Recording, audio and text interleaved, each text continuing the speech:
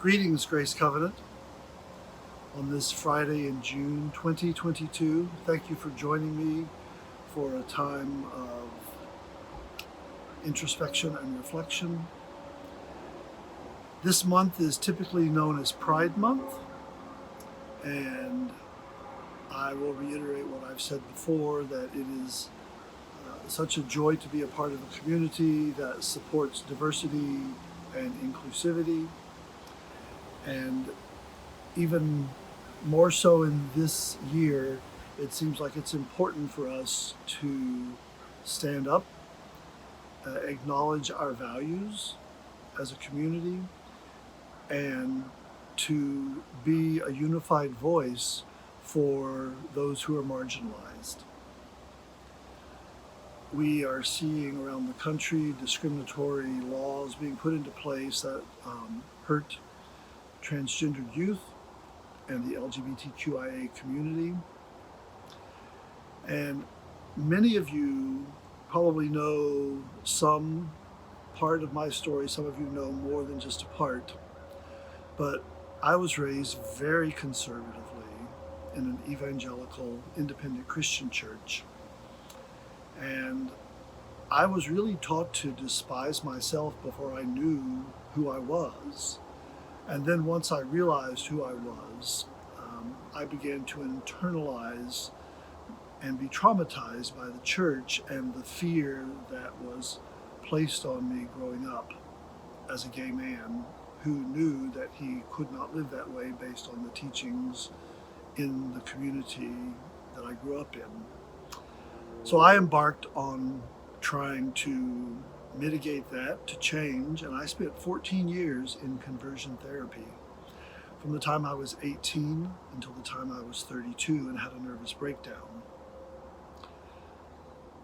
Through lots of therapy and healing, loving people who have connected with me, connecting with the Presbyterian Church, which has had its own complicated history with the LGBTQIA community, but I connected at a time and with a specific congregation that helped me and formed me, and loving people cared for me as I began to finally accept who God made me to be.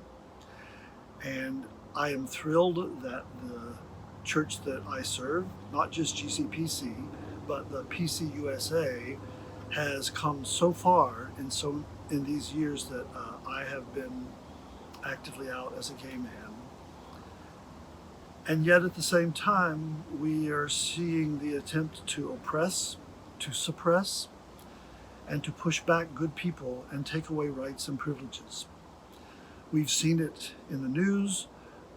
You can Google and see it in churches. There is hate speech being marketed by conservatives. There are people calling for death to homosexuals by firing squad, by rounding them up and putting them behind fences until they die out. Lots of crazy rhetoric. And it's coming from the church. Now, it's not coming from Grace Covenant. It's not coming from the PCUSA. But as far as the world is concerned, it's coming from the church.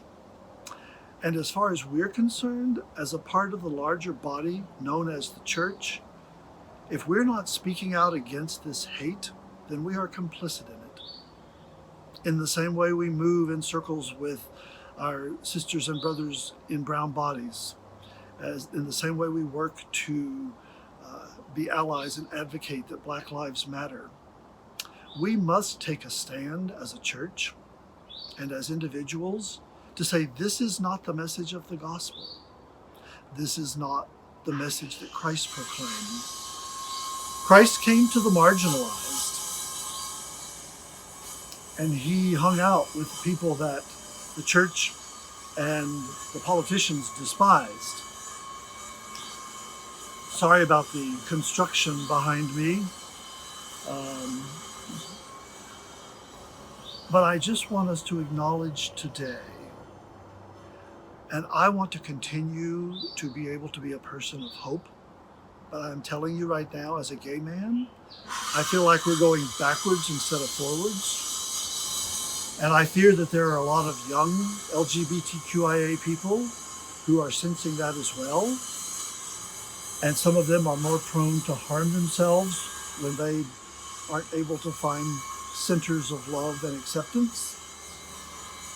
And so I want us to pray for the community, for the LGBTQIA community, for our interaction and support, for our call to inclusion, diversity, and justice for all people. And again, I give thanks so much, Grace Covenant, for the joy of being the director of music in such a supportive congregation. And I pray that you will join me as we get closer to the conclusion of Pride Month and take a stand, even here in our own community, and know that you are loved, and know that we need to show that love to all people. Thanks be to God.